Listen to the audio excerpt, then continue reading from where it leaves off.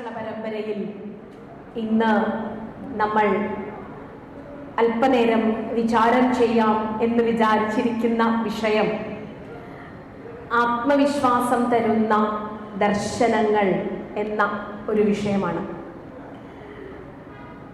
നമുക്കെല്ലാവർക്കും അറിയാം, ഒരു നാട് ഉയർത്തിപ്പിടിക്കുന്ന ചില ജീവിത മൂല്യങ്ങളുണ്ട്. ആ നാടിൻ്റെ സാംസ്കാരികവും ധാർമ്മികവും ആധ്യാത്മികവുമൊക്കെയായ ജീവിത സങ്കല്പങ്ങളെ മുഴുവനും ഉൾക്കൊള്ളിച്ചുകൊണ്ട് ആ നാട് കാലങ്ങളായി സ്വരൂപിച്ച ജീവിതത്തെക്കുറിച്ചുള്ള, മൂല്യവത്തായ ജീവിതത്തെക്കുറിച്ചുള്ള, ആദർശഭരിതമായ ജീവിതത്തെക്കുറിച്ചുള്ള ആശയങ്ങൾ സമാഹരിച്ചുകൊണ്ട് ആ നാട് ലോകത്തിനു മുന്നിൽ സമർപ്പിക്കുന്ന ചില ജീവിത ആദർശങ്ങളുണ്ടാകും. അത്തരം ചില ജീവിത ആദർശങ്ങളാണ്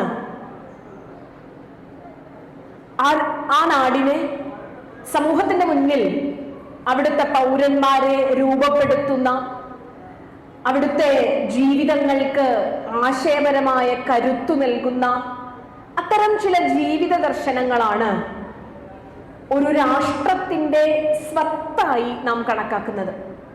നാം ശാസ്ത്രത്തിലും സാങ്കേതിക രംഗത്തും സാമ്പത്തിക രംഗത്തും ഒക്കെ നേടിയ നേട്ടങ്ങൾ ലോകത്തിൻ്റെ പല തലങ്ങളിൽ ചർച്ച ചെയ്യപ്പെടുമ്പോഴും ഒരു നാടിൻ്റെ മനുഷ്യ വിഭവം, ആ നാടിൻ്റെ പൗരന്മാർ എത്രത്തോളം ഗുണനിലവാരത്തോടെയാണ് ജീവിക്കുന്നത്, എത്രത്തോളം അർത്ഥവത്തായിട്ടാണ് അവർ ജീവിതമെന്ന യാഥാർത്ഥ്യത്തെ അനുഭവിക്കുന്നത്, ഇതൊക്കെ അനുസരിച്ചാണ് വാസ്തവത്തിൽ ഒരു സംസ്കാരത്തിൻ്റെ മൂല്യം കണക്കാക്കപ്പെടുന്നത്.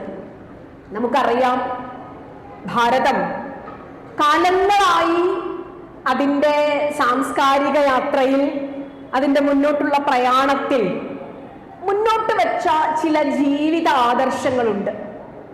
ഒരുപക്ഷെ ലോകത്തിൻ്റെ പല സംസ്കാരങ്ങളും അതിൻ്റെ ചിന്തയുടെ ബാല്യദശയിൽ ജീവിച്ചപ്പോൾ നമ്മുടെ രാജ്യമായതുകൊണ്ട്, ഞാനൊരു ഇന്ത്യക്കാരനായതുകൊണ്ട് ഞാൻ എൻ്റെ സംസ്കാരത്തെ പുകഴ്ത്തി പറയുന്നു എന്ന ഒരു ധാരണയ്ക്ക് ഇവിടെ സാധ്യതയില്ല. നമ്മൾ ഇന്ന് ഇന്ത്യയിൽ ജീവിക്കുമ്പോഴും നമ്മൾ ലോകത്തിന്റെ എല്ലാ ഇടങ്ങളിൽ നിന്നുമുള്ള എല്ലാ തരത്തിലുള്ള അനുഭവങ്ങളെയും അവസരങ്ങളെയും ഉപയോഗിച്ചുകൊണ്ടാണ് ജീവിക്കുന്നത്. നമ്മൾ തൊഴിലെടുക്കുന്നതിന് വേണ്ടിയിട്ട് പലയിടങ്ങളിൽ ജീവിക്കുന്നുണ്ട്, ലോകത്തിന്റെ പല രാഷ്ട്രങ്ങളിൽ ജീവിക്കുന്നുണ്ട്. നാം വിദ്യാഭ്യാസത്തിന് വേണ്ടി ലോകത്തിന്റെ പലയിടങ്ങളിൽ പോകുന്നുണ്ട്. നമ്മുടെ സാമ്പത്തിക വ്യവസ്ഥ, നമ്മുടെ കുടുംബത്തിലേക്കൊക്കെ പല ലോകരാഷ്ട്രങ്ങളുടെ പലയിടങ്ങളിൽ നമ്മുടെ കുട്ടികൾ ജോലിയെടുക്കുന്നു, പഠിക്കുന്നു.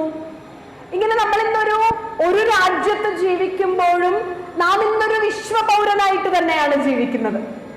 പക്ഷേ ഒരു രാജ്യത്തിന്റെ പൗരന്മാരെ രൂപപ്പെടുത്തുന്ന ചില ജീവിത ആദർശങ്ങൾ, അത് ഒരു ഭാരതീയൻ എന്ന നിലയിൽ ഭാരതത്തിന്റെ ജീവിത വ്യവസ്ഥയെ രൂപപ്പെടുത്തിയ ചില ആശയങ്ങൾ നമുക്കെന്നും കരുത്തു തരുന്ന ആശയങ്ങളാണ്. ലോകത്തോട് മുഴുവൻ നാം കടപ്പെട്ടിരിക്കുമ്പോഴും, ലോകത്തിന്റെ എല്ലാ ഭാഗങ്ങളിലും നാം നമ്മുടെ ജീവിതം കരുപ്പിടിപ്പിക്കുമ്പോഴും, നമ്മുടെ അടിസ്ഥാനപരമായ പൈതൃകം എന്ന് പറയുന്നത്, നമ്മുടെ ഉള്ളിന്റെ ഉള്ളിൽ നമ്മെ നാമാക്കി നിലനിർത്തുന്ന സ്വത്വം എന്ന് പറയുന്നത്, അത് നമ്മുടെ കുടുംബത്തിന്റെ, നമ്മുടെ നാടിന്റെ, നമ്മുടെ രാഷ്ട്രത്തിന്റെ സംസ്കാരം തന്നെയാണ്. ഇതിനെക്കുറിച്ചുള്ള അവബോധമാണ് ലോകത്തിൽ നടത്തിയ പല പഠനങ്ങളും തെളിയിക്കുന്നത്. ഒരു വ്യക്തിയെ രൂപപ്പെടുത്തുന്ന അയാളുടെ പൈതൃകം, അതിൽ അഭിമാനത്തോടു കൂടി അതിലേക്ക് അയാൾ തിരിച്ചു വരുമ്പോഴാണ് അയാൾ മൂല്യവത്തായ ജീവിതം നയിക്കുന്നത് എന്ന് തന്നെയാണ്. അതായത് നാഭീനാള ബന്ധമുള്ള അവന്റെ കുടുംബ പൈതൃകവുമായി, അവന്റെ സ്വദേശത്തിന്റെ പൈതൃകവുമായി, അവന്റെ രാഷ്ട്ര പൈതൃകവുമായി നമുക്ക് വേർതിരിക്കാൻ പറ്റാത്ത നാഭീനാളബന്ധമുണ്ട് എന്നർത്ഥം. ഭാരതത്തിന് ഇത്തരമൊരു പൈതൃകം നാം ആലോചിച്ചു നോക്കിയാൽ, നമ്മുടെ ഈ പൈതൃകം രൂപപ്പെട്ട് വന്നത് വിവേകാനന്ദ സ്വാമികളുടെ പ്രസിദ്ധമായ ഒരു പ്രസംഗത്തിലെ വരികളുണ്ട്. ഇന്നത്തെ പാശ്ചാത്യന്മാരുടെ, യൂറോപ്യന്മാരുടെ സംസ്കാരത്തിന്റെ തനിമയുള്ള ദേശങ്ങളാണല്ലോ ഇതൊക്കെ.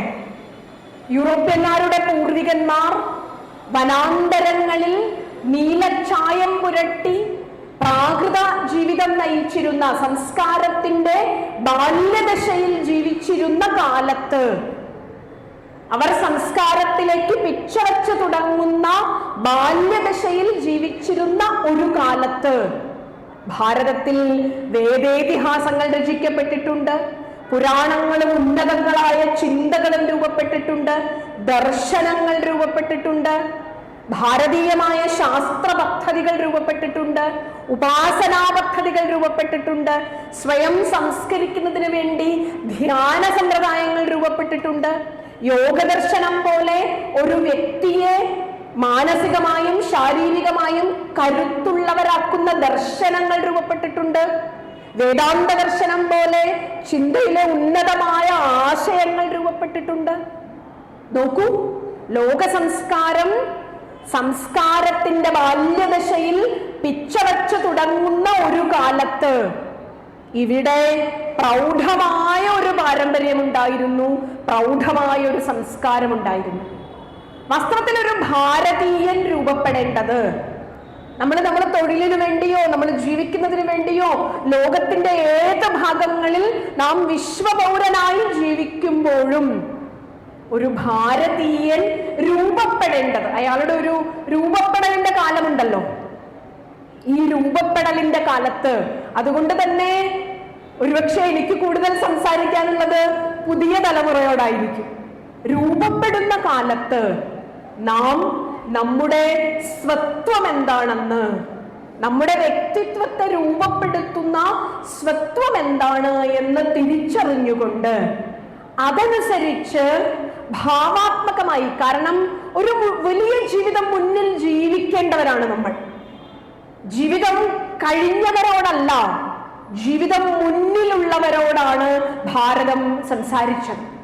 കാരണം ഒരു വലിയ ജീവിതം മുഴുവനും സാർത്ഥകമായി ജീവിച്ചു തീർക്കേണ്ട, ആനന്ദത്തോടെ ജീവിച്ചു തീർക്കേണ്ട, മൂല്യവത്തായി ജീവിച്ചു തീർക്കേണ്ട ബാല്യകൗമാരങ്ങളോടാണ് വാസ്തവത്തിൽ നമ്മുടെ സംസ്കാരത്തിന്റെ ഈടുവയ്പ്പുകളായ ആശയങ്ങൾ നാം പറഞ്ഞു കൊടുക്കേണ്ടത്. ഇവിടെ ബാല്യം എന്നതിന് തൽക്കാലം ശരീരത്തിന്റെ ബാല്യം എന്ന് എടുക്കേണ്ട ആവശ്യമില്ല. കാരണം പലപ്പോഴും നമ്മുടെ പ്രായം, നമ്മളെപ്പോഴും പറയില്ലേ, ജീവിതം, വയസ്സെന്ന് പറയുന്നത് ഒരു നമ്പർ മാത്രമാണ്. മറിച്ച് ആശയങ്ങളെ ഉൾക്കൊള്ളാൻ കഴിവുള്ള, ജീവിതത്തിൽ മാറാൻ തയ്യാറാവുന്ന നിമിഷമാണ് നമ്മളെ സംബന്ധിച്ചിടത്തോളം നമ്മുടെ യുവത്വം ആരംഭിക്കുന്നത്. എനിക്ക് ജീവിതത്തിന് കരുത്തുള്ള ഒരു ദർശനം, എനിക്ക് ജീവിതത്തിൽ കരുത്തായി വേണമെന്നൊരാൾക്ക് തോന്നുന്ന നിമിഷത്തിലാണ്, ആ മാറ്റത്തിന് തയ്യാറെടുക്കുന്ന നിമിഷത്തിലാണ് വാസ്തവത്തിൽ ജീവിതം ആരംഭിക്കുന്നത്.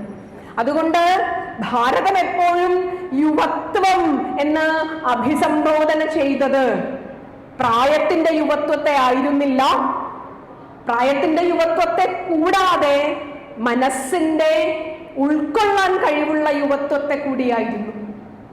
അങ്ങനെയുള്ള ആത്മവിശ്വാസം തരുന്ന, ജീവിതത്തിന് കരുത്തായ ഒരു ദർശനം ഈ നാടിന്റെ സാംസ്കാരിക പാരമ്പര്യത്തിന്റെ ഭാഗമായി നമ്മുടെ ഋഷിമാർ ബോധപൂർവം ഉൾച്ചേർത്തിരുന്നു എന്നതാണ് ഭാരതീയ സംസ്കൃതിയുടെ ഏറ്റവും വലിയ പ്രത്യേകത.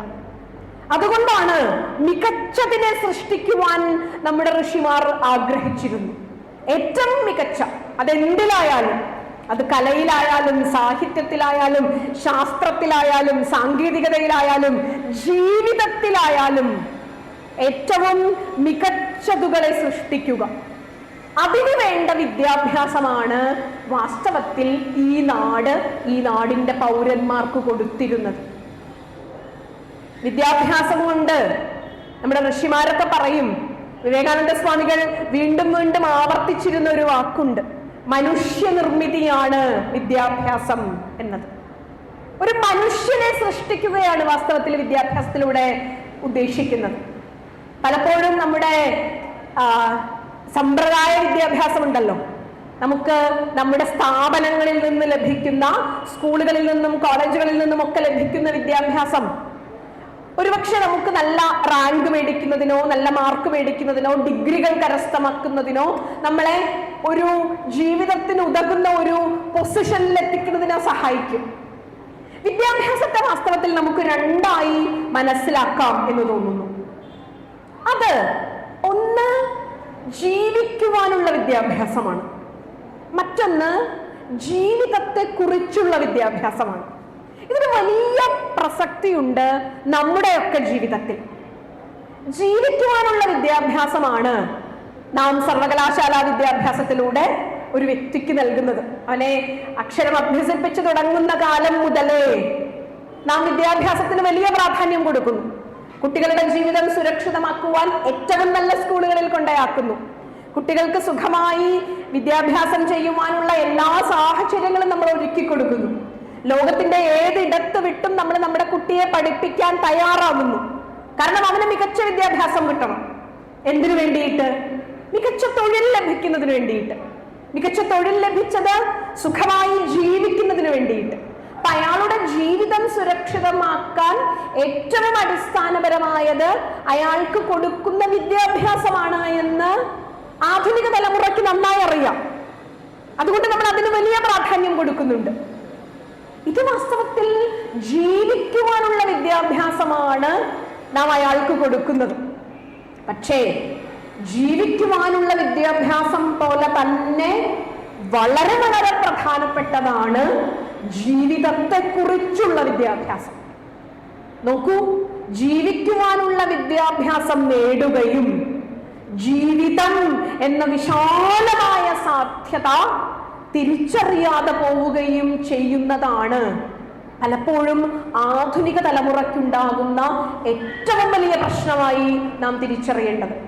കാരണം നമ്മുടെ പുതിയ തലമുറ വിദ്യാഭ്യാസപരമായി വളരെ മുന്നിലാണ്, ചിന്താപരമായി അവർ വളരെ മുന്നിലാണ്, തീരുമാനങ്ങൾ എടുക്കാൻ പെട്ടെന്ന് സാധിക്കുന്ന തലമുറയാണ്. അവരുടെ ചിന്ത വളരെ മുന്നിൽ സഞ്ചരിക്കുന്നു, കാലത്തിന് ദിശാബോധം നൽകിക്കൊണ്ട് മുന്നിൽ സഞ്ചരിക്കുന്ന ചിന്തയാണ്. ഇപ്പൊ പുതിയ തലമുറയെ കുറിച്ച് പല കാര്യങ്ങളിലും നമുക്ക് അഭിമാനത്തോടെ നോക്കിക്കാണാവുന്ന നേട്ടങ്ങൾ, കഴിവുകൾ നമ്മുടെ പുതിയ തലമുറയ്ക്കുണ്ട്.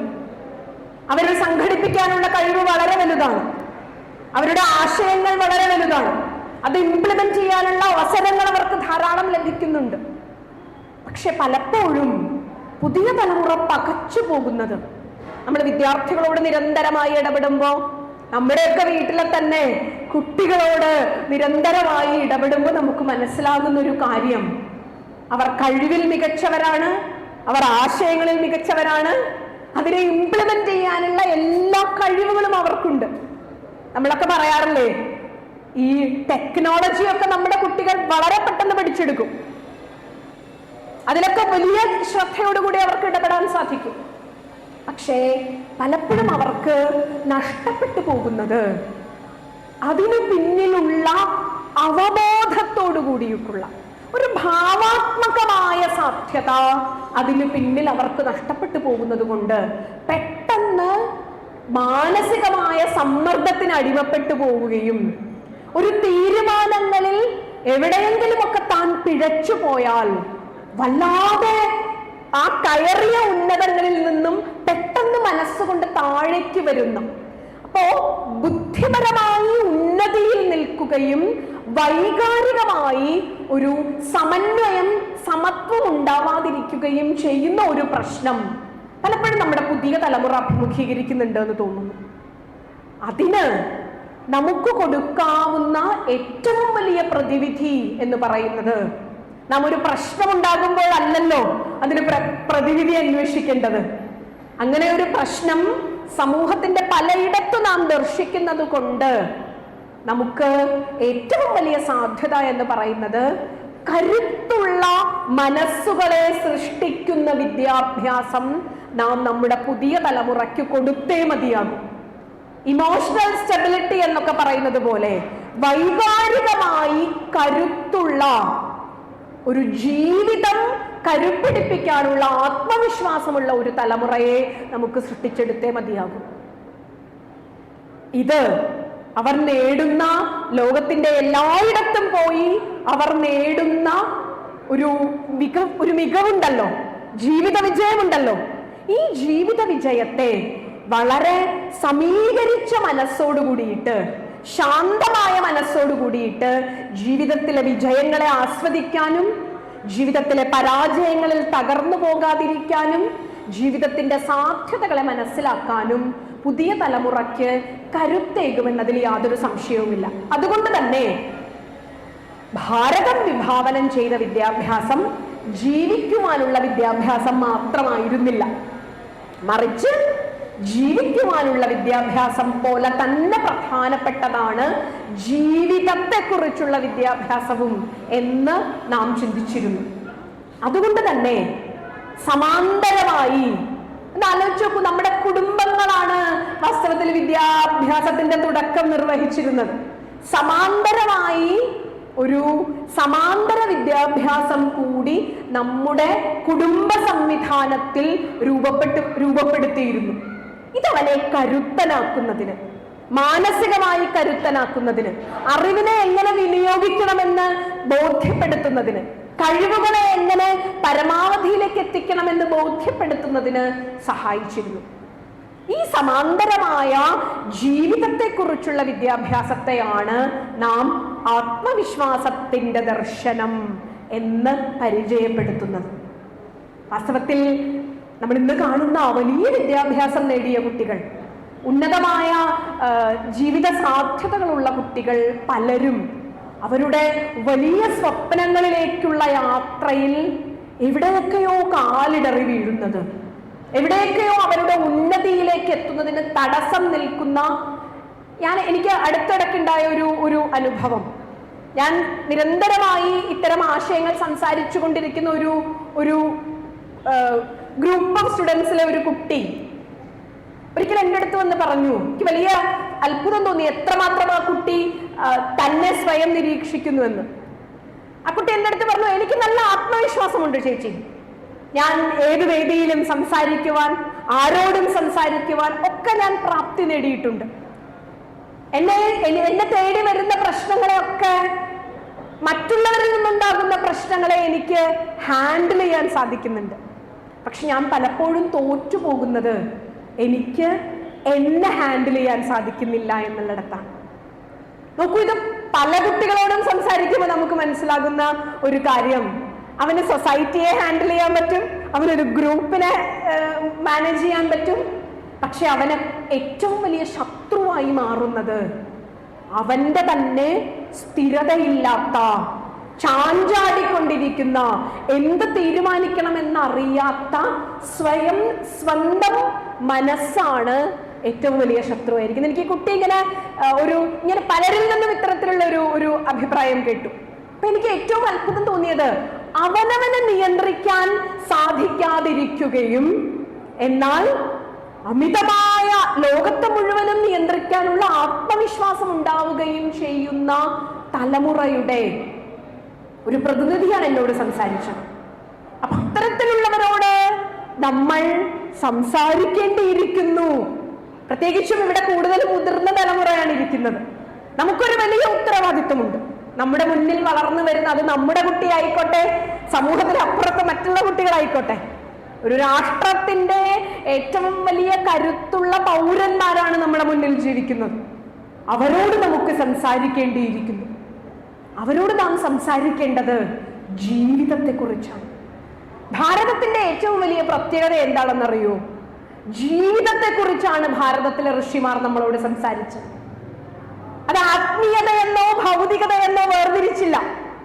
ഇനി ഞാൻ നിങ്ങളോട് കുറച്ച് അർജുനനോട് കൃഷ്ണൻ പറഞ്ഞത്, യുദ്ധക്കളത്തിൽ തകർന്നു പോയ അർജുനനോട് കൃഷ്ണൻ, ഇനി ഞാൻ നിന്നോട് കുറച്ച് ഭാരതീയ ഇന്ത്യൻ ഫിലോസഫിയിലെ അടിസ്ഥാന തത്വങ്ങളെ കുറിച്ച് പറഞ്ഞു തരാൻ വന്നിരിക്കൂ എന്നല്ല അർജുനനോട് കൃഷ്ണൻ പറഞ്ഞത്. തകർന്നുപോയി അർജുനൻ.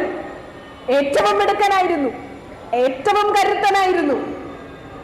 ജീവിതത്തിലെ ഒരു നിർണായക പ്രതിസന്ധിക്ക് മുന്നിൽ തകർന്നുപോയ അർജുനനോട് ആ പ്രതിസന്ധി ഘട്ടത്തിൽ ഞാൻ ഇനി എന്തു ചെയ്യേണ്ടു എന്നറിയാതെ ആകുലപ്പെട്ട് നിൽക്കുന്ന ഘട്ടത്തിൽ കൃഷ്ണൻ പറഞ്ഞു, ഇവിടെ ഇരിക്ക്, കുറച്ച് ഇന്ത്യൻ ഫിലോസഫി പഠിപ്പിച്ചു തരാം നിനക്ക്, ഭാരതീയ ദർശനങ്ങൾ, വേദദർശനമൊക്കെ കുറച്ച് പഠിപ്പിച്ചു തരാം നല്ല അർജുനനോട് പറഞ്ഞത്.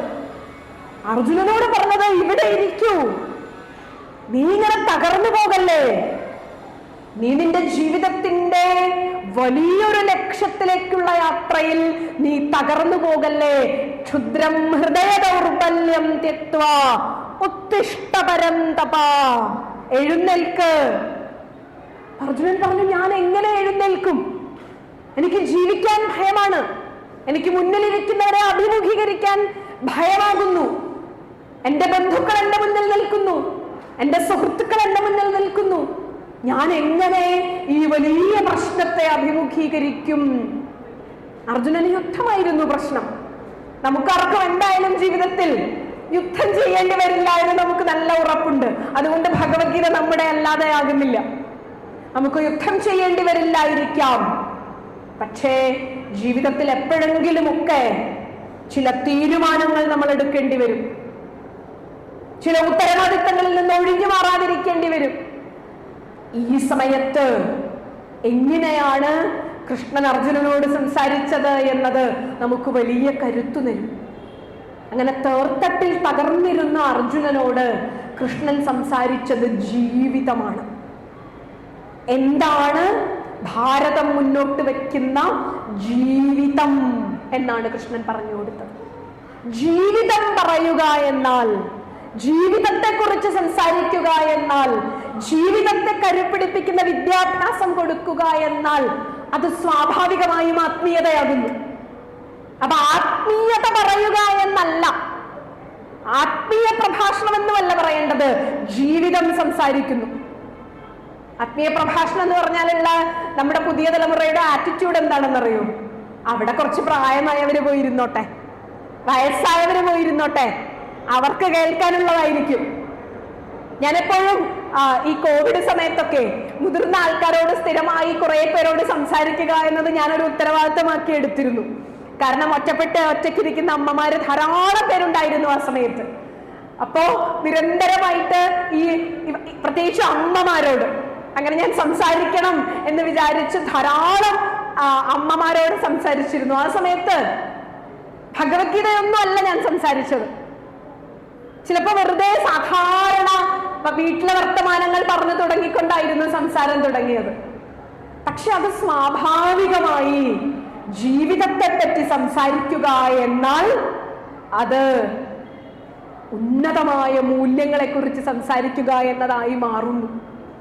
അപ്പൊ നമ്മള് ആത്മീയ പ്രഭാഷണം എന്നൊരു ലേബൽ ഇട്ടാൽ നമ്മുടെ കുട്ടികൾ വിചാരിക്കും, ഓ അത് ഞങ്ങളൊന്നും പോയിരിക്കേണ്ട കാര്യമല്ല, അത് മുതിർന്നവർ പോയിരുന്നോട്ടെ എന്ന് വിചാരിക്കും. പക്ഷേ നമ്മളുടെ കുട്ടികളോട് മുതൽ സംസാരിച്ചു തുടങ്ങേണ്ടത് ഒരു വ്യക്തി എങ്ങനെ ആത്മാഭിമാനത്തോടെ ജീവിതമെന്ന വലിയൊരു പ്രതിസന്ധിയെ അഭിമുഖീകരിക്കണം, ജീവിതമെന്ന വലിയൊരു സാധ്യതയെ. ഈ ഒരിടത്ത് തന്നെ പ്രതിസന്ധിയുമുണ്ട്, സാധ്യതയുമുണ്ട്. ജീവിക്കുക എന്ന് പറഞ്ഞാൽ അത്ര എളുപ്പമുള്ള കാര്യമല്ല. പക്ഷേ അറിഞ്ഞുകൊണ്ട് ജീവിക്കുന്നവന് ജീവിതം ഏറ്റവും ആനന്ദകരമായ കാര്യവുമാണ്. അത് ഈ കടല് പോലെയാണ്. കടൽ വലിയൊരു സാധ്യതയുമാണ്. നീന്തൽ അറിയാത്തവന് കടൽ വലിയൊരു പ്രശ്നവുമാണ്. കടലിൽ പെട്ടുപോയാൽ അല്ലെങ്കിൽ ഒരു നദിയിൽ പെട്ടുപോയാൽ നീന്തൽ അറിയാവുന്നവൻ സുഖമായി നീന്തി വളരെ സന്തോഷത്തോടു കൂടി കരയ്ക്ക് അടുക്കുകയും അല്ലാത്തവൻ അതിന്റെ തിരയിലും അതിന്റെ ചുഴിയിലും അതിന്റെ ഭയാനകതയിലും പെട്ട് തകർന്നു പോവുകയും ചെയ്യും. അപ്പൊ ഈ ജീവിതത്തിന്റെ ഒരു ആർട്ടുണ്ട്. സംപൂജ്യ ചിന്മയാനന്ദ സ്വാമിജി ഭഗവത്ഗീതയ്ക്ക് നൽകിയ വ്യാഖ്യാനത്തിന് ഇട്ടിട്ടുള്ള മനോഹരമായ ഒരു പേരുണ്ട്. ഭഗവത്ഗീതയെ കുറിച്ചുള്ള സ്വാമിജിയുടെ ലേഖനങ്ങൾക്ക് ആ സമാഹാരത്തിന് ഇട്ടിട്ടുള്ള മനോഹരമായ ഒരു പേര് the art of man making എന്നായിരുന്നു. നോക്കൂ, ഇന്ത്യൻ എഡ്യൂക്കേഷൻ എന്ന് പറഞ്ഞാൽ, ഇന്ത്യ കൊടുക്കുന്ന, ഭാരതം കൊടുക്കുന്ന വിദ്യാഭ്യാസം എന്ന് പറഞ്ഞാൽ the art of man making ആണ്. 1ാം ക്ലാസ്സിലേക്ക് കുട്ടിയെ കൊണ്ടുവന്ന് ചേർക്കുമ്പോ, കോളേജിലേക്ക് കുട്ടിയെ കൊണ്ടുവന്ന് ചേർക്കുമ്പോ അവൻ എഴുതേണ്ട പരീക്ഷകളെ കുറിച്ച്, അവൻ ജയിക്കേണ്ട ഡിഗ്രികളെ കുറിച്ച്, അവൻ കടന്നു പോകേണ്ട മാനസികമായ സമ്മർദ്ദങ്ങളെ കുറിച്ച് ഒന്നും അവരെ ആകുലപ്പെടുത്തണ്ട. നിന്നെ ഒരു ആർട്ട് എങ്ങനെയാ നമ്മൾ കാണുന്നത്, ഒരു കല എങ്ങനെയാ നമ്മൾ കാണുന്നത്? റിലാക്സ്ഡ് മൈൻഡോട് കൂടിയിട്ടാണ് അല്ലെ? ഒരു ഡാൻസ് കാണാൻ വന്നിരിക്കുമ്പോൾ നമ്മൾ ആരും ഒട്ടും ആകുലപ്പെടില്ല. നല്ല നർത്തകരാണെങ്കിൽ, നല്ല സംഗീതജ്ഞരാണെങ്കിൽ, നല്ല കലാകാരന്മാരാണെങ്കിൽ ചെയ്യുന്നവർക്കും ആനന്ദമാണ്, കാണുന്നവർക്കും ആനന്ദമാണ്. ചെയ്യുന്നവനും ആനന്ദത്തോടു കൂടി ചെയ്യുന്നു, അയാളുടെ ആത്മാവിഷ്കാരം നടത്തുന്ന ആനന്ദത്തോടു കൂടി അയാൾ പാട്ടുപാടുന്നു, കേൾക്കുന്നവർക്കും ആ സന്തോഷം ഉണ്ടാവുന്നു. അപ്പൊ ജീവിതത്തെ എങ്ങനെ അഭിമുഖീകരിക്കണം എന്ന് നമ്മുടെ ഋഷിമാരോട് ചോദിച്ചപ്പോൾ ഋഷി മറുപടി പറഞ്ഞത് ലീല പോലെ അനുഭവിക്കണം എന്നാണ്. നമ്മളെപ്പോഴും ഭഗവാന്റെ ലീല എന്നൊക്കെ പറയാറുണ്ട്. ഭഗവാൻ എന്തിനു വേണ്ടിയാ ലീല പോലെ ജീവിച്ചു കാണിച്ചത്? ഭഗവാൻ ലീല പോലെ ജീവിച്ചു കാണിച്ചത് മമ വർത്തമാനുവർത്തന്തേ മനുഷ്യ പാർത്ഥ സർവശ. എനിക്ക് ലോകത്തിൽ നഹി പാർത്ഥാസി കർത്തവ്യം തൃഷു ലോകേഷു കിഞ്ചന. എന്റെ അർജുന, എനിക്ക് ഈ ലോകത്തിൽ ഒന്നും ചെയ്യേണ്ട ആവശ്യമില്ല. ഞാൻ ഈ ചെയ്യുന്നതിൽ നിന്നും ചെയ്യാത്തതിൽ നിന്നും ഒക്കെ അതീതനായിട്ടുള്ള ആളാണ്. എനിക്കൊന്നും ചെയ്യേണ്ട കാര്യമില്ല. പിന്നെ ഞാൻ എന്തിനു വേണ്ടി പ്രവർത്തിക്കുന്നു? സാധാരണക്കാരായ അനേകം മനുഷ്യർക്ക് ഒരുപക്ഷെ എൻ്റെ പ്രവൃത്തിയിൽ നിന്നും, ഈ ഭാരതത്തിലെ ഈശ്വര സങ്കല്പത്തിന് ഒരു വലിയ പ്രത്യേകതയുണ്ട്. നമ്മൾ ഈ ആകാശത്ത് മേഘങ്ങൾക്കൊക്കെ അപ്പുറത്ത് കുറെ പ്രീതിപ്പെടുത്തുന്ന, അവർക്ക് എല്ലാ സൗജന്യവും ചെരിയുന്ന ഒരു ചക്രവർത്തിയെ അല്ല ഭാരതത്തിൽ ഈശ്വരനായി കണക്കാക്കിയത്. ഭാരതീയന്റെ ഈശ്വര സങ്കല്പം ഹൃദയത്തോട് അത്രയും ചേർന്നു നിൽക്കുന്നതാണ്. ഈശ്വര സങ്കല്പം ഒരു കൊച്ചു പുൽനാമ്പിലും ഒരു കുഞ്ഞ് ഉറുമ്പിലും ജീവനായി സ്പന്ദിക്കുന്ന ചൈതന്യത്തെ തൊട്ടറിയാവുന്നതാണ് ഭാരതത്തിലെ ഈശ്വരൻ. അനുഭവിച്ചറിയാവുന്നതാണ് ഭാരതത്തിന്റെ ഈശ്വരൻ. ഹൃദയത്തിൽ അനുഭവമായി നിറയുന്നതാണ് ഭാരതത്തെ സംബന്ധിച്ചിടത്തോളം ഈശ്വരൻ എന്ന സങ്കല്പം. അപ്പൊ ഒരു ചക്രവർത്തിയെ ഈശ്വരനായി ഭയപ്പാടോടെ കണ്ടിരുന്ന, ഫിയർ ഓഫ് ദ ഗോഡ് ആയിരുന്നില്ല ഭാരതത്തിന്റെ സങ്കല്പം. അതൊരു പാശ്ചാത്യ സങ്കല്പമാണ്. ദൈവഭയം, ദൈവഭയം എന്ന് പറയുന്നത് ഒരു സെമിറ്റിക് സങ്കല്പമാണ്. ഭാരതത്തില് ഈശ്വരൻ അഭയം, അഭയം എന്നാണ് നമ്മൾ ഈശ്വരനെ വിഭാവനം ചെയ്തത്. എവിടെ നിങ്ങൾ ഭയമില്ലാതാവുന്നോ, ഭയമില്ലാതാവണമെങ്കിൽ എന്ത് വേണം? ഭയമില്ലാതാവണമെങ്കിൽ ഏറ്റവും ആത്യന്തികമായി വേണ്ടത് സ്നേഹമാണ് അല്ലെ? ഒരു ഹിന്ദി സിനിമാ ഗാനത്തിൽ കേട്ടിട്ടില്ലേ, പ്യാർ കിയാ തോ ഡർനാ ക്യാ. സ്നേഹം ഉണ്ടെങ്കിൽ നിങ്ങൾ എന്തിനാണ് ഭയപ്പെടുന്നത്? അപ്പൊ ഈശ്വരനോട് നമുക്കുണ്ടാവേണ്ട അഭയം ഈശ്വരൻ എന്ന് പറഞ്ഞ സ്ഥിതിക്ക് നമ്മൾ എല്ലാ ഈശ്വര സങ്കല്പങ്ങളും കണ്ടിട്ടില്ലേ, അഭയമുദ്രയുണ്ടാകും കയ്യിൽ. മഹേശ്വരന്റെ സങ്കല്പമുള്ളപ്പോഴൊക്കെ നമ്മൾ കൂടെ ചേർത്ത് നിർത്തുന്ന ഒന്ന് കെട്ടിപ്പിടിച്ചു നിൽക്കുന്ന മാർക്കണ്ഡേയനെയാണ്. ഭഗവാന്റെ ചിത്രത്തിൽ, ഭഗവാന്റെ ശിവലിംഗത്തിൽ വിടാതെ പിടിച്ചിരിക്കുന്ന മാർക്കണ്ഡേയന്റെ സങ്കല്പം കൂടെ വരും. എന്തുകൊണ്ടാണത്? അഭയം. യാതൊരു ആകുലതയുമില്ലാതെ ധൈര്യപൂർവം എത്താവുന്ന ഇടമാണ് നമുക്ക് ഈശ്വരൻ. അല്ലാതെ നിഗ്രഹിക്കുന്ന, ശപിക്കുന്ന ഒരു സങ്കല്പമായിരുന്നില്ല ഈശ്വര സങ്കല്പം എന്ന് പറയുന്നത്. അഭയത്തോടൊപ്പം മറ്റൊന്നും കൂടി ഉണ്ട്, അത് കരുതലാണ്. എന്തിനു വേണ്ടിയാണ് ആയുധം കയ്യിൽ ധരിച്ചിരിക്കുന്നത്? ആയുധത്തിന് രണ്ട് സാധ്യതകളുണ്ടല്ലോ, നിഗ്രഹിക്കാനും അനുഗ്രഹിക്കാനും സാധ്യതയുണ്ട്, രക്ഷിക്കാനും ശിക്ഷിക്കാനും സാധ്യതയുണ്ട്. അപ്പോ ഒരിടത്ത് അഭയവും ഒരിടത്ത് സംരക്ഷണവും എന്ന വലിയ ഉത്തരവാദിത്തമാണ് ഈശ്വരൻ എന്ന് പറയുന്ന നമ്മിൽ നിന്ന് അന്യമല്ലാത്ത സാന്നിധ്യത്തിന് നാം കൊടുത്തിരുന്നത്. അതുകൊണ്ട് തന്നെ ഈ വിശാലമായ ഈശ്വര സങ്കല്പത്തിലേക്ക് ഉപനയിക്കുന്നതായിരുന്നു, നമ്മളെ സംബന്ധിച്ചിടത്തോളം വിശാലതയിലേക്ക് കൊണ്ടുപോകുന്നതായിരുന്നു നമ്മുടെ ഈശ്വര വിശ്വാസം.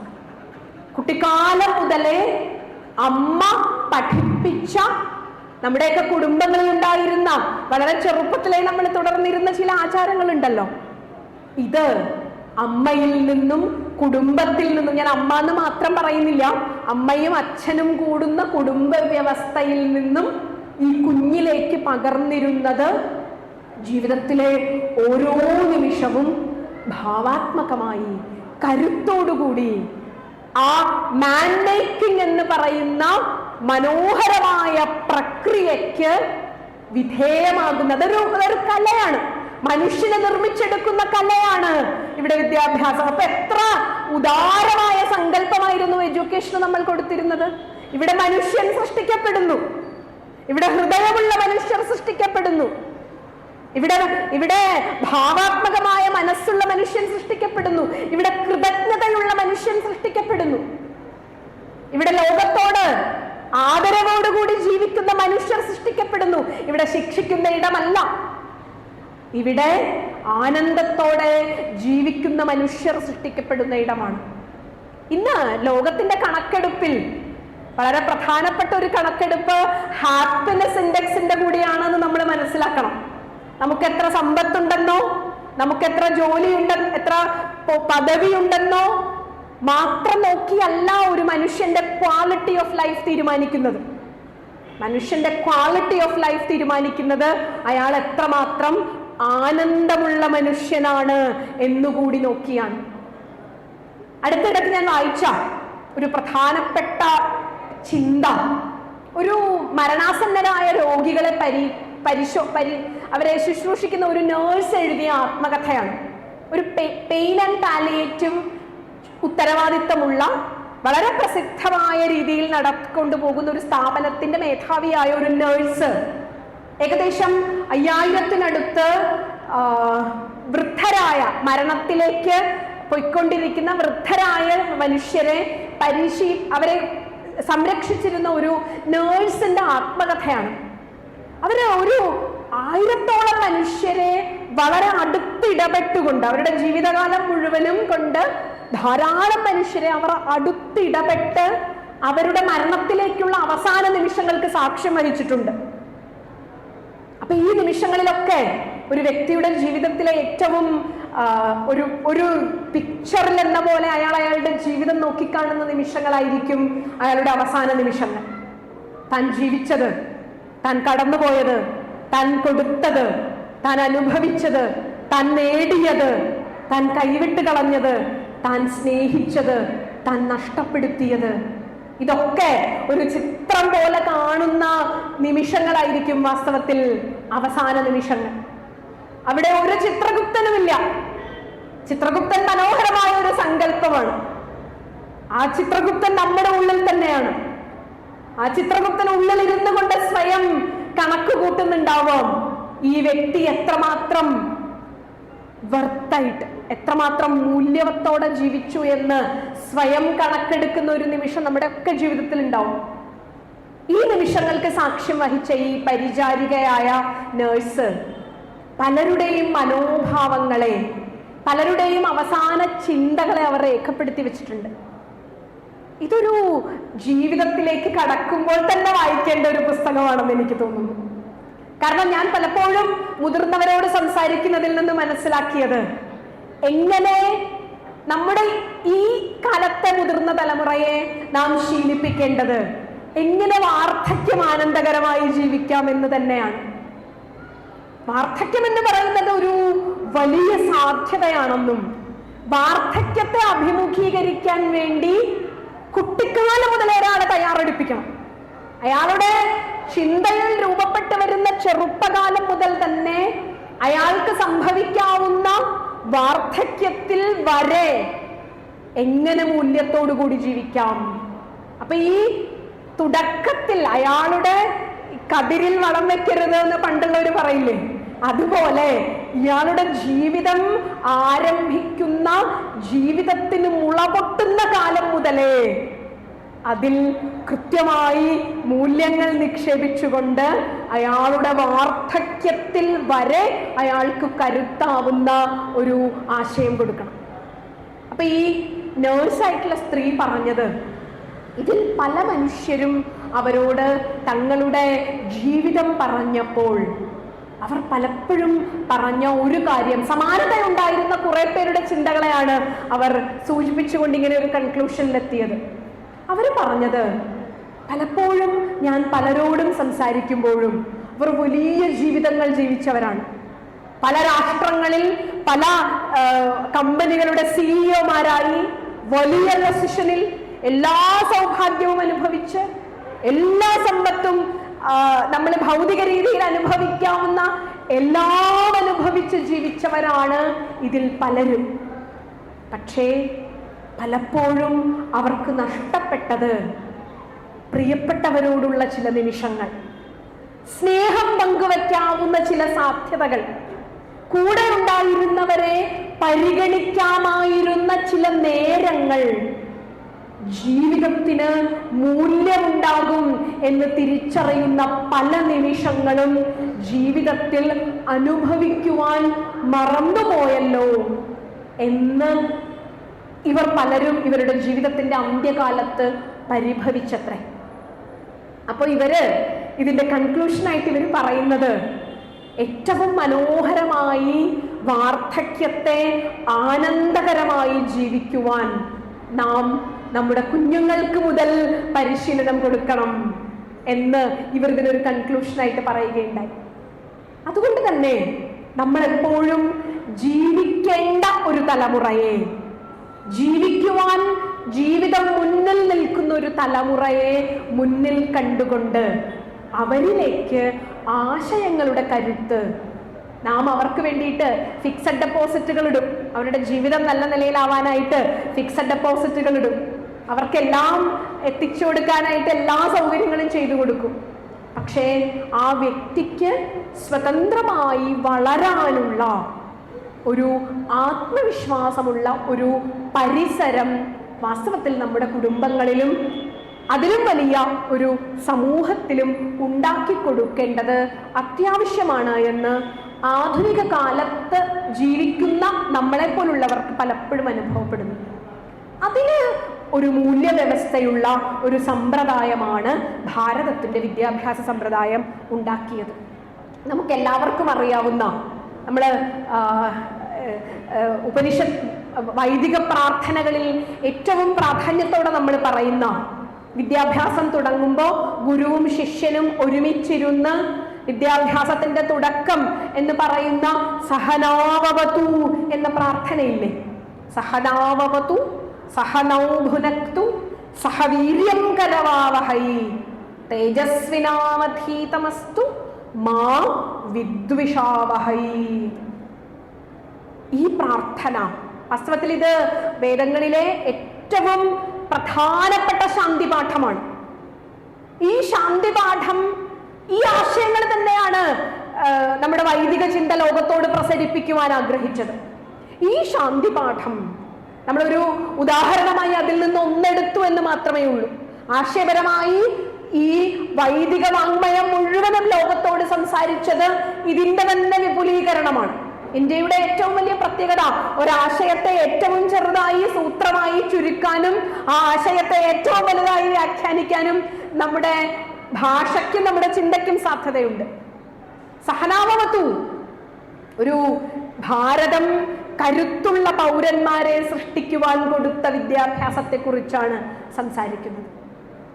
ആദ്യം എന്താണ് വിദ്യാഭ്യാസം?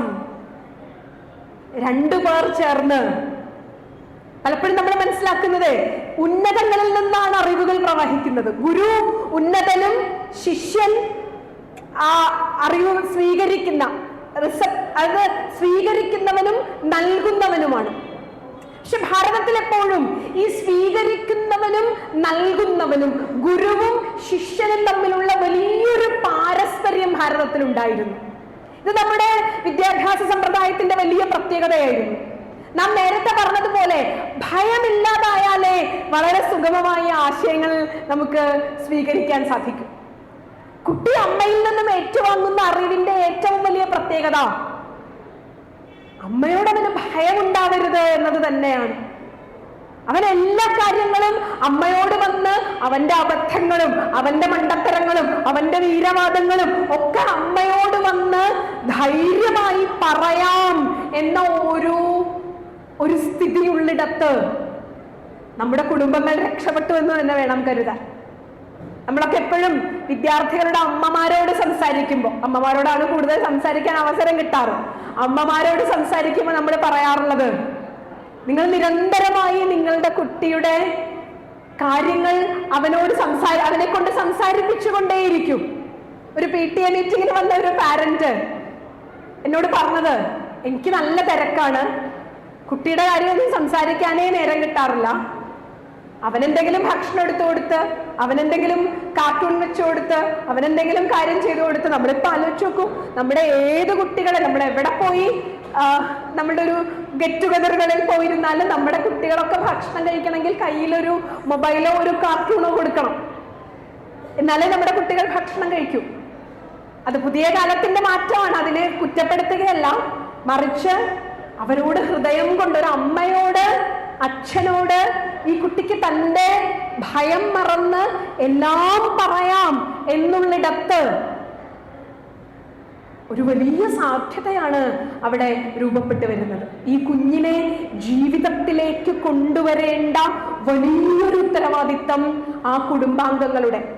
അധ്യാപകൻ എന്നത് ആരംഭിക്കുന്നത് വസ്ത്രത്തിൽ ഈ അമ്മയുടെ മടിത്തട്ടിൽ നിന്ന്, ഈ അച്ഛന്റെ കരുതലിൽ നിന്ന്, ഈ കുടുംബത്തിന്റെ സഹവർത്തിത്വത്തിൽ നിന്ന് അധ്യാപകന്റെ ആദ്യത്തെ ചുമതല ആരംഭിക്കുന്നു. അപ്പൊ സഹനാവവതു എന്ന് പറയുന്നത് ഞാനും നീയും ചേർന്ന് പൂരിപ്പിക്കുന്ന നിന്നിലെ അറിവ്. അതിന് വലിയ അർത്ഥമുണ്ട്. ഒരു വ്യക്തിയെ അറിവുള്ളവനാക്കി തീർക്കേണ്ടത് സമൂഹം കൂടിയാണ്. ഒരു വ്യക്തിയെ അറിവുള്ളവനാക്കി തീർക്കുന്നത് അവനോട് ഇടപെടുന്നവരാണ്. അപ്പൊ നമ്മുടെ മുന്നിൽ വളർന്നു വരുന്നത് ഒരു ബോധമുള്ള വ്യക്തിയാണ് എന്നറിഞ്ഞുകൊണ്ട് തന്നെ അവനെ രൂപപ്പെടുത്തുന്നതിന്, അവനെ മാനസികമായി അവനെ ശാരീരികമായി കരുത്തുള്ളവനാക്കുന്നതിനുള്ള എല്ലാ അവസരങ്ങളും, അത് പുസ്തകങ്ങളായാലും ചിന്തകളായാലും മഹാത്മാക്കളുടെ സാന്നിധ്യമായാലും ആ വ്യക്തിയുടെ ജീവിതത്തിലേക്ക് കൊടുത്തുകൊണ്ടിരുന്നാൽ അത് അവന്റെ ജീവിതത്തിൽ വലിയ കരുത്തായിരിക്കും. അപ്പൊ സഹനാവവതു എന്ന് പറയുന്നത് അറിവ് എന്നെയും നിന്നെയും രക്ഷിക്കട്ടെ, ഞാനും നീയും ചേർന്ന് പൂരിപ്പിക്കുന്ന അറിവിന്റെ, നിന്നിലെ അറിവിന്റെ ഇരുണ്ട ഇടങ്ങളിലേക്ക്, നിന്നിലെ അറിവിന്റെ അജ്ഞതയുടെ ഇടങ്ങളിലേക്ക് എവിടെ നിന്നൊക്കെയോ അറിവുകൾ വന്നു ചേരട്ടെ, നല്ല അറിവുകൾ വന്നു ചേരട്ടെ, സത്സംഗങ്ങൾ വന്നു ചേരട്ടെ, ആശയങ്ങൾ വന്നു ചേരട്ടെ. ഇത് നിന്നെ രക്ഷിക്കട്ടെ, നിന്റെ ജീവിതത്തിലെ പ്രതിസന്ധികളിൽ ഇത് നിന്നെ രക്ഷിക്കട്ടെ. അപ്പൊ അറിവ് കൊടുക്കുമ്പോൾ എത്ര വിശാലമായ അർത്ഥമാണ് നാം ഭാരതത്തിൽ കണക്കാക്കിയിരുന്നത്. രക്ഷിക്കുന്നതാവണം അറിവ്. പുലർഭുനക്തു സഹനൗ ഭുനക്തു, നമ്മെ പുലർത്തുന്നതാവണം അറിവ്. മാന്യമായി ജീവിക്കുവാനുള്ള അവസരമുണ്ടാക്കുന്നതാവണം അറിവ്. അടുത്ത വരി, അടുത്ത പാദം വലിയ പ്രാധാന്യത്തോടെ കൂടെ നാം ചിന്തിക്കേണ്ടതാണ്. സഹവീര്യം കരവാവഹൈ. ഇത് പുതിയ തലമുറയോട് നാം നിരന്തരമായി സംസാരിച്ചു കൊണ്ടേയിരിക്കണം. വിവേകാനന്ദ സ്വാമികളൊക്കെ പറയില്ലേ, ബലം ബലം ബലം. ഒരു 100 വർഷത്തേക്ക് നിങ്ങൾ ഈ മന്ത്രം ജപിക്കൂ. ഇത് മനസ്സിന്റെ ബലം മാത്രമല്ല, ഇത് ശരീരത്തിന്റെ ബലം കൂടിയാണ്. ശരീരത്തിന് ബലമുള്ള ഒരു തലമുറയിലെ മനസ്സിന് ബലമുണ്ടാവുകയുള്ളൂ. അപ്പൊ അവന് കൊടുക്കുന്ന ഭക്ഷണത്തിൽ ഉൾപ്പെടെ, എൻ്റെ അമ്മ ഒരു പ്രൈമറി ടീച്ചറാണ്. അപ്പൊ അമ്മയുടെ അടുത്ത് ഒരിക്കല് ഒരു PTA മീറ്റിങ്ങിന് വന്ന പാരന്റും കൂടെ വന്നപ്പോഴേക്കും ഈ കുട്ടിയോട് ഇവരെ ടീച്ചർമാർ വളരെ കൗതുകത്തോട് ചോദിച്ചു, മോൻ ഇന്ന് എന്താ രാവിലെ കഴിച്ചേ എന്ന് ചോദിച്ചു. അപ്പൊ കുട്ടി പറഞ്ഞു, എന്താന്ന് പറഞ്ഞൂടെ, ഒരു വൈറ്റ് സാധനം അമ്മ വായിൽ കൊണ്ടുവന്ന് തന്നു, അവൻ കഴിച്ചോണ്ടിരുന്നു മൊബൈലിൽ നോക്കിയിട്ട്. എന്താ കഴിക്കുന്നതെന്നും കൂടെ അറിഞ്ഞൂടാ. ഇഡ്ഡലിയൊക്കെ ആയിരിക്കും കൊടുത്തത്, അവൻ എന്താ കഴിക്കുന്നതെന്ന് കൂടെ അറിഞ്ഞുകൂടാ. മറിച്ച് എന്തൊക്കെയോ അമ്മ വായിൽ കൊണ്ടുവന്ന് നിക്ഷേപിച്ചു, അവൻ അറിയാതെ കഴിച്ചുകൊണ്ടിരുന്നു. നോക്കൂ, ഈ ഭക്ഷണത്തിൽ ആരംഭിക്കാം ഒരു വ്യക്തിയുടെ രൂപപ്പെടൽ. ഈ ഭക്ഷണത്തിൽ ആരംഭിക്കാം ഒരു വ്യക്തിയുടെ കൃതജ്ഞത. ഈ ഭക്ഷണം കൊടുക്കുമ്പോൾ അമ്മയ്ക്കൊരു വലിയ, ഞാൻ ഭക്ഷണം കൊടുക്കേണ്ടത് അമ്മയാണെന്ന് ഒരിക്കലും പറയില്ല കേട്ടോ. അടുക്കളയും അമ്മയുടേതാണെന്ന് പറയില്ല കേട്ടോ. അത് ഒരു കുടുംബത്തിൻ്റെതാണ്. ഒരു കുടുംബത്തിൽ ആരൊക്കെ ഉണ്ടോ അവരുടെയൊക്കെ ഉത്തരവാദിത്തമാണ് അവിടുത്തെ കുട്ടിയെ വളർത്തുക എന്നുള്ളത്.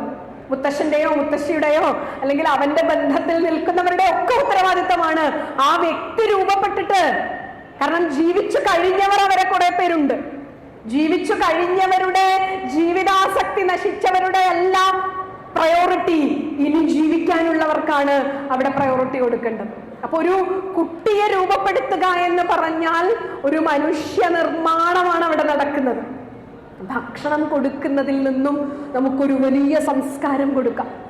ഒരു ഉരുളയോടൊപ്പം ഒരു വലിയ സംസ്കാരം നമുക്ക് നമ്മുടെ കുഞ്ഞിന് കൊടുക്കാൻ സാധിക്കും.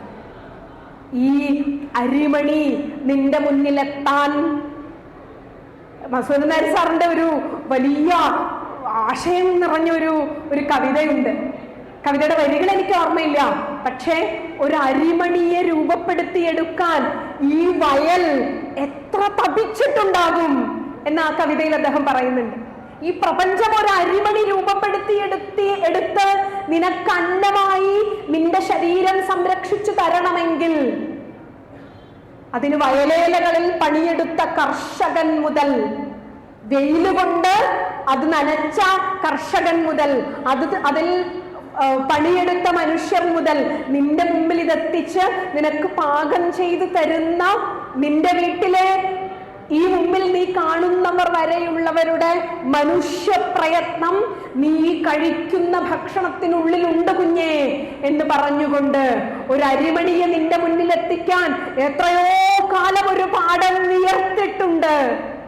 അതിന്റെ ഫലമാണ് നീ അനുഭവിക്കുന്നത്. അതുകൊണ്ട് ഒരു മണി അരി നീ കളഞ്ഞാൽ അത് അർഹതയുള്ള ഏതോ ഒരു മനുഷ്യന് കിട്ടിയില്ല എന്നുകൂടിയാണ് അർത്ഥം. ഈ പ്രപഞ്ചം അതിന്റെ വിഭവങ്ങളെ രൂപപ്പെടുത്തുന്നത് എല്ലാവർക്കും വേണ്ടിയാണ്. ഒരാൾക്ക് കിട്ടാതിരിക്കുന്നു എന്ന് പറഞ്ഞാൽ മറ്റൊരാൾ കൂടുതൽ അനുഭവിക്കുന്നു എന്നാണ്. ഈ വലിയ സാമൂഹ്യബോധം അവന്റെ ഉള്ളിലേക്ക് പകർന്നു കൊടുക്കാം.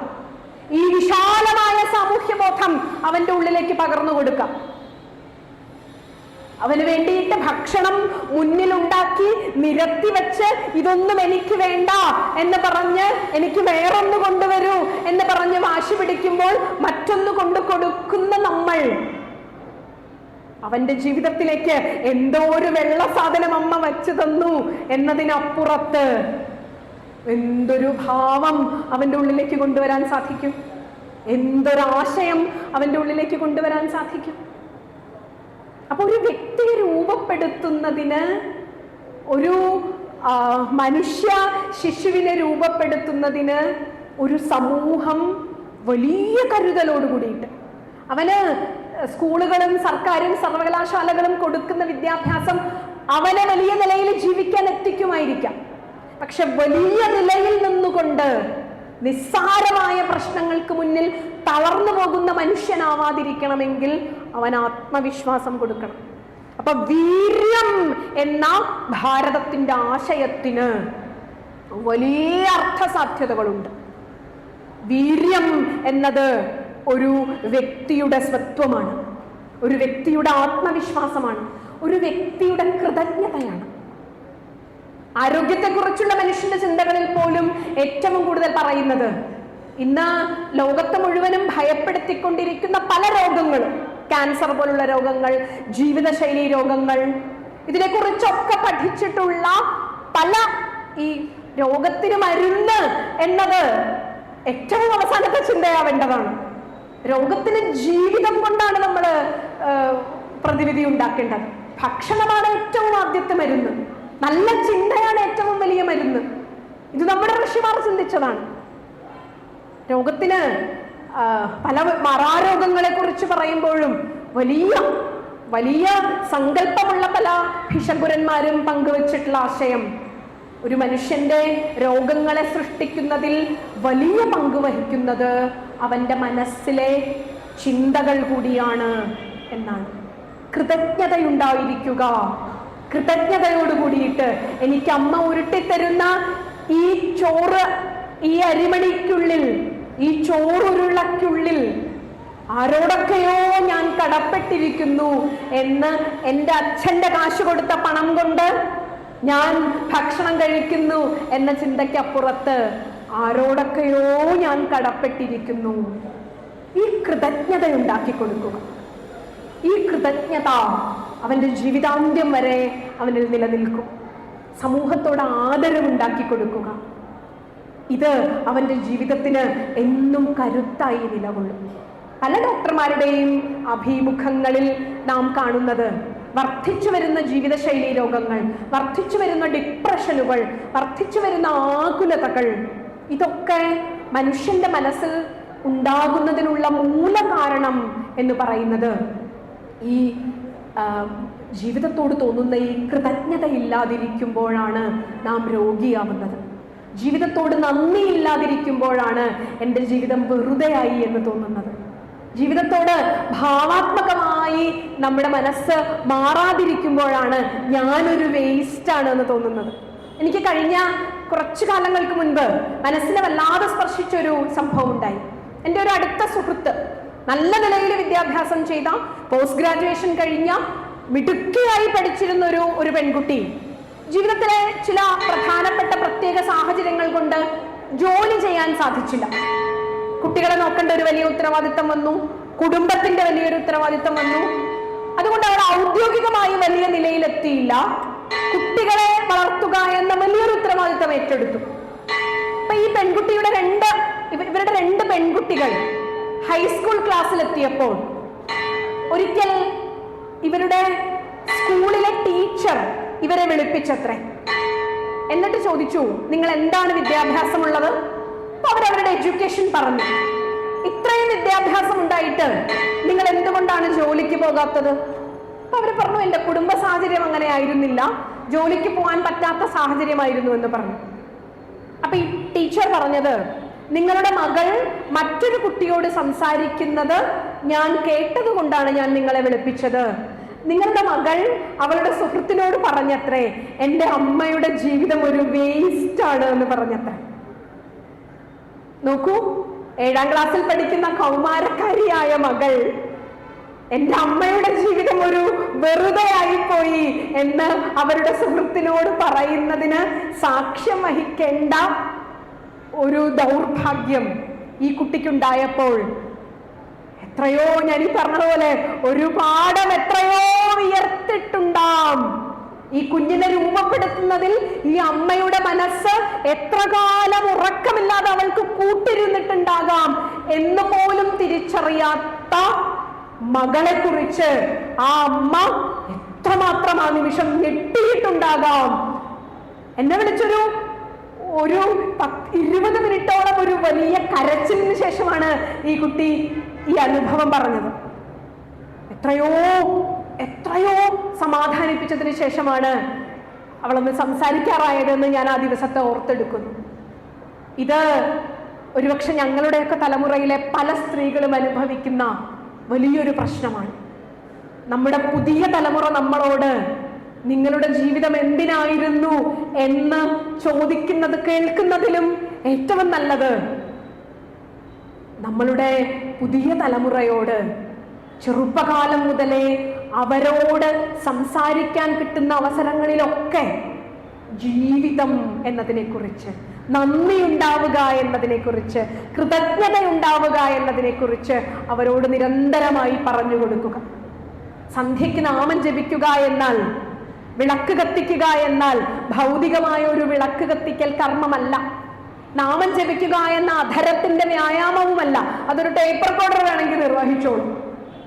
നാമം ജപിക്കുക എന്ന നാവിന്റെ വ്യായാമമല്ല, മറിച്ച് ഓരോ നാമത്തിലും നമ്മുടെ ഉള്ളിൽ നിറയേണ്ടത് ഈ പ്രകൃതി എന്ന വലിയ അനുഗ്രഹങ്ങളിൽ, എത്രയോ അനുഗ്രഹങ്ങളിൽ നിറഞ്ഞാണ് നാം ജീവിക്കുന്നത്. കൗണ്ട് യുവർ ബ്ലെസ്സിങ്സ് എന്നൊരു വലിയ തിയറി ഉണ്ട്. ഞാൻ എൻ്റെ പരിഭവങ്ങൾ പറയുമ്പോൾ, ഞാൻ എൻ്റെ പരാതികൾ പറയുമ്പോൾ, ഞാൻ എൻ്റെ സാധ്യതകളെക്കുറിച്ച്, ഞാൻ എന്ന വ്യക്തിയുടെ സാധ്യതകളെക്കുറിച്ച് കൂടുതൽ കൂടുതൽ ഓർത്തുകൊണ്ടിരിക്കുക. പുതിയ തലമുറയോട് നിരന്തരമായി നാം പറഞ്ഞു കൊടുക്കണം, ത്യാഗമാണ് ഈശ്വരൻ, കൃതജ്ഞതയാണ് ഈശ്വരൻ, ജീവിതത്തോട് തോന്നുന്ന നന്മയാണ് ഈശ്വരൻ, വിനയമാണ് ഈശ്വരൻ. ഇതാണ് ജീവിതം പറയുക എന്നാൽ ആത്മീയതയാകുന്നു എന്ന് നാം ആദ്യം സൂചിപ്പിച്ചത്. ജീവിതത്തെക്കുറിച്ചാണ് നമുക്ക് സംസാരിക്കാനുള്ളത്. നമ്മുടെ ഈശ്വരൻ പോലും ജീവിതത്തിന് കരുത്താകുന്ന ഒരു കൂട്ടാണ്. വിവേകാനന്ദ സ്വാമികൾ പറയുന്ന ഒരു ബാലഗോപാലന്റെ കഥയില്ലേ? ചെറിയ കുട്ടിക്ക് വലിയ പേടിയാണ്, കാട് കടന്ന് അപ്പുറത്ത് വേണം സ്കൂളിൽ പോവാനായിട്ട്. അപ്പൊ അമ്മ പറഞ്ഞു, നിന്റെ ചേട്ടൻ, അമ്മ ഒറ്റയ്ക്കാണ്, ഇവര് ഈ സ്ത്രീ കുട്ടിയെ ഒറ്റയ്ക്കാണ് വളർത്തുന്നത്. അപ്പൊ പറഞ്ഞു, കാട്ടിൽ നിന്റെ ചേട്ടനുണ്ട്, ചേട്ടനെ കാട്ടിൽ പോയി വിളിച്ചാൽ മതി, ചേട്ടൻ കൂടെ വരും, കാട് കടത്തി വിടും എന്ന് പറഞ്ഞു. അമ്മ പറഞ്ഞത് കുട്ടി അങ്ങനെ തന്നെ വിശ്വസിച്ചു. കാട്ടിൽ പോയി ബാലഗോപാലൻ എന്ന ചേട്ടനെ ഉറക്കെ വിളിച്ചു. കൂടെ വന്നത്രേ. എല്ലാ ദിവസവും ഇവനെ കാട്ടിൽ കൊണ്ടുപോയി സ്കൂളിൽ കൊണ്ടുപോയി വിട്ടിരുന്നത് ഈ ചേട്ടനായിരുന്നു അത്രേ. അമ്മ വളരെ തമാശയ്ക്ക് പറഞ്ഞ ഒരു കഥ ഈ കുട്ടി ഭാവാത്മകമായി ഉൾക്കൊണ്ട് കൂട്ടുകാരനാക്കി ഭഗവാനെ. അപ്പൊ അതുകൊണ്ട് നമ്മുടെ ഭഗവാൻ നമുക്ക് കൂട്ടാകുന്ന, ധൈര്യമാകുന്ന ഭഗവാനായിരുന്നു. ആത്മവിശ്വാസമേകുന്ന ദർശനങ്ങൾ എന്ന ചെറിയൊരു ശീർഷകത്തിൽ കുറച്ചു നേരം ചിന്തിച്ചത് വലിയ കാര്യങ്ങളൊന്നുമല്ല, മറിച്ച് കൃതജ്ഞതയാണ് ഈശ്വരൻ എന്നതാണ്, നന്മയാണ് ഈശ്വരൻ എന്നതാണ്, അന്യനെ ബഹുമാനിക്കുന്നതാണ് ഈശ്വരൻ എന്നതാണ്, അപരനോട് തോന്നുന്ന ആദരവാണ് ഈശ്വരൻ എന്നതാണ്, ഒരു മണി അരിക്ക് പിന്നിൽ ഒരു ജീവിതമുണ്ട് എന്നതാണ്. ഇതൊക്കെയാണ് സഹവീര്യം കരവാവഹൈ. എങ്ങനെ ഞാൻ വീരനാകും? നീ നന്ദിയുള്ളവനായാൽ വീരനാകും, നീ കൃതജ്ഞതയോടെ ഇരുന്നാൽ വീരനാകും. മാവിദ്വിഷാവഹൈ എന്നതാണ് ഭാരതം മുന്നോട്ട് വെച്ച ഏറ്റവും ഉന്നതമായ മറ്റൊരാശയം. അത് ലോകരാഷ്ട്രങ്ങളോടുള്ള ഭാരതത്തിന്റെ പ്രഖ്യാപനമായിരുന്നു. ഇവിടെ വിദ്വേഷമില്ല, ഇവിടെ വിദ്വേഷത്തിന്റെ വിത്തുകളല്ല വമിപ്പിക്കുന്നത്, ഇവിടെ മത്സരങ്ങളില്ല, ഇവിടെ മത്സരത്തിന്റെ ചിന്തകളല്ല ലോകത്തോട് സംസാരിച്ചത്. എല്ലാവരും ജയിക്കുന്ന ഒരു പരീക്ഷയെ കുറിച്ചാണ് നാം ഇവിടെ സംസാരിക്കുന്നത്. ഒരാൾ ഒന്നാമനാകുന്ന പരീക്ഷയല്ല, എല്ലാവരും ജയിക്കുന്ന പരീക്ഷ. ഇത് ചിലപ്പോൾ നമ്മൾ അത്യപൂർവമായി ചില കുട്ടികളിൽ കാണും. കുറച്ചു കാലങ്ങൾക്ക് മുൻപ് ഒരു ഫിസിക്കലി ഡിസേബിൾഡ് ആയിട്ടുള്ള കുട്ടികളുടെ ഒരു സ്പോർട്സ് കോമ്പറ്റീഷന്റെ ഒരു വീഡിയോ ചിത്രം പ്രചരിച്ചിരുന്നു. ബാംഗ്ലൂരിൽ നടന്നതായിരുന്നു അത്. ഫിസിക്കലി ഡിസേബിൾഡ് ആയിട്ടുള്ള കുട്ടികളുടെ ഒരു ഓട്ട മത്സരമാണ്. അപ്പൊ അവർ അവരുടെ വയ്യാത്ത കാലുകൊണ്ട് പതുക്കെ കഷ്ടപ്പെട്ടാണ് ഓടുന്നത്. അതിൽ 8-10 പേർ ഒരുമിച്ച് ഓടുന്നതിനിടയിൽ ഒരു കുട്ടി വീണുപോയി. നമ്മൾ പഠിപ്പിക്കുന്നത് വീണവൻ അവിടെ കിടന്നോട്ടെ, നിനക്ക് ഉദ്ദേശം ഫസ്റ്റ് മേടിക്കലാണ് എന്നതാണ്. പക്ഷെ അത് മറന്നുകൊണ്ട് വീണവനെ ചവിട്ടിയിട്ടിട്ട് മുന്നിൽ പോയി സമ്മാനം മേടിക്കുന്നതിന് പകരം ആ കുട്ടി വീണപ്പോൾ ആ 10 കുട്ടികളും ഓട്ടം നിർത്തി അവിടെ നിന്നു. ഇത് അത്യപൂർവമായി സംഭവിക്കുന്നതാണ്. എന്നിട്ട് തിരിച്ചു വന്ന് ഈ വീണ കുട്ടിയെ, ഫസ്റ്റ് നഷ്ടപ്പെടുവവന്, ഫസ്റ്റ് കിട്ടാൻ വേണ്ടി ഒരു കുട്ടി ആദ്യം ഓടി, പക്ഷെ അവിടെ എത്തുന്നതിന് മുമ്പ് അവനും തിരിച്ചു നിന്നിട്ട് അവനും തിരിച്ചു വന്ന് ഈ വീണവനെ കൈകൊണ്ട് പൊക്കിയെടുത്ത് ഈ 10 കുട്ടികളും ഒരുമിച്ച് നടന്ന് 1ാം സമ്മാനത്തിന്റെ ബൗണ്ടറി ക്രോസ് ചെയ്തത്ര. ഇതവന്റെ ഉള്ളിൽ എവിടെയോ കിടന്നിരുന്ന ഈ നാട് കൊടുത്ത മൂല്യമാണ്. എല്ലാവരും ജയിക്കുന്ന പരീക്ഷയേക്കാൾ മനോഹരമായ ഒരു പരീക്ഷ ഈ ലോകത്തിൽ നടക്കാനില്ല. അപ്പൊ മത്സരങ്ങൾക്കപ്പുറത്ത് നമ്മൾ ഈ മനുഷ്യ നിർമ്മാണം എന്ന കല നടക്കുന്നിടമാണല്ലോ വിദ്യാഭ്യാസ സ്ഥാപനം. അപ്പൊ മത്സരങ്ങൾക്കപ്പുറത്ത് കലയുടെ ആനന്ദത്തോടു കൂടിയിട്ട് ഒരു അറിവിനെ സ്വീകരിക്കാനുള്ള ഇടമാക്കി നമ്മുടെ കുടുംബങ്ങളെ നമുക്ക് മാറ്റിയാൽ അവിടെ നിന്നും ആത്മവിശ്വാസമുള്ള പൗരന്മാരെ സൃഷ്ടിക്കാം. ഒരു രാജ്യത്തിന് നമുക്ക് കൊടുക്കാനുള്ളത് ആത്മവിശ്വാസമുള്ള പൗരന്മാരെ സൃഷ്ടിച്ച് നാളത്തെ സമൂഹത്തെ സുഭദ്രമാക്കുക എന്നത് മാത്രമാണ്.